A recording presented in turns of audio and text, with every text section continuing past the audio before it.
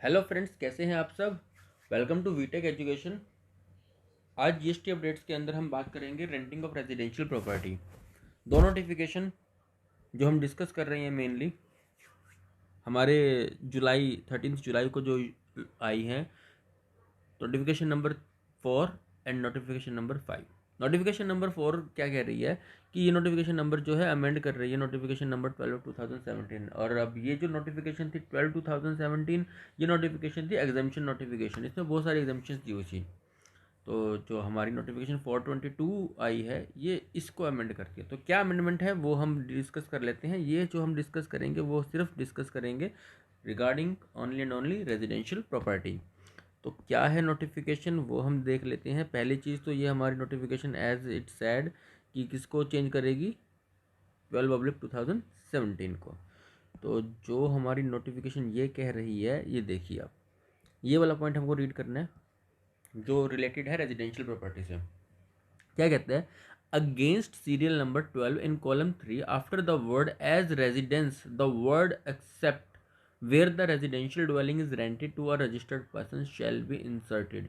तो ये serial number 12 क्या कहता था। सबसे पहले तो हमें ये रिमाइंड करना है, तो थोड़ा सा कोशिश करते हैं सीरियल नंबर 12 ऑफ जो नोटिफिकेशन है एग्जामिशन नोटिफिकेशन उसका है क्या। तो इसमें लिखा था कि अगर कोई भी रेंटिंग हो गई, कोई भी रेंटिंग होगी किसकी, रेजिडेंशियल ड्वेलिंग की, रेजिडेंशियल ड्वेलिंग की किस पर्पस के लिए, रेजिडेंस पर्पस के लिए।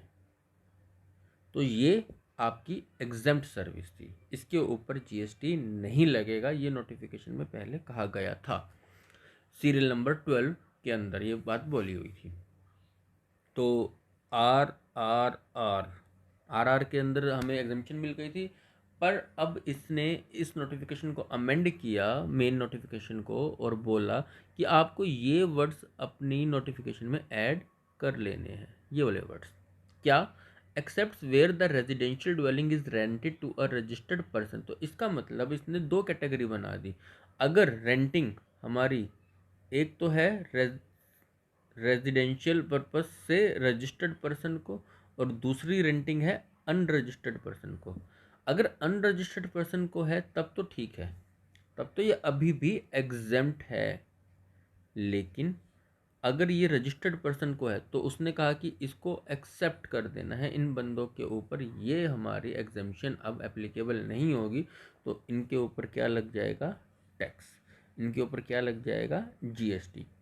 चलो, तो हमें एक बात समझ में आ गई कि अगर रेजिडेंशियल पर्पस के लिए रेंटिंग हो रही है रेजिडेंशियल ड्वेलिंग की to the registered person, now it is going to be taxable under GST. Registered person को अगर रेंट पे दिया जाएगा तो ये टैक्स लगेगा। लेकिन ये टैक्स पे कौन करेगा, इसके लिए इन्होंने एक और नोटिफिकेशन लगाई। तो वो नोटिफिकेशन अब हम देख लेते हैं। तो जो वो नोटिफिकेशन कहती है वो नोटिफिकेशन नंबर 5 बोलती है। नोटिफिकेशन नंबर 5 अमेंड कर रही है। अब देखिए उन्होंने लिखा अमेंड टू नोटिफिकेशन नंबर 13/2017। ये नोटिफिकेशन है आरसीएम से रिलेटेड, वो सर्विसेज को कवर करता है जिन सर्विसेज पे हमें आरसीएम में टैक्स देना होता है। तो इस नोटिफिकेशन को अमेंड किया इस हमारी 5/2022 ने। तो इसने लिखा, देख लेते हैं क्या लिखा।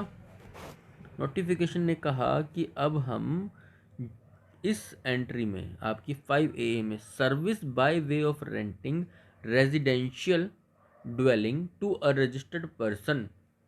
तो यहाँ पे क्या कहा कि ये वाली जो सर्विस है जिसके ऊपर अब टैक्स लग गया, क्योंकि वो वहाँ पे एक्सेप्शन में डाल दिया था जो हमने अभी पढ़ा। तो कोई भी पर्सन, एनी पर्सन सर्विस देगा किस चीज़ की, रेंटिंग की सर्विस देगा, किसको देगा, रजिस्टर्ड पर्सन को। तो टैक्स कौन पे करेगा, that registered person under RCM.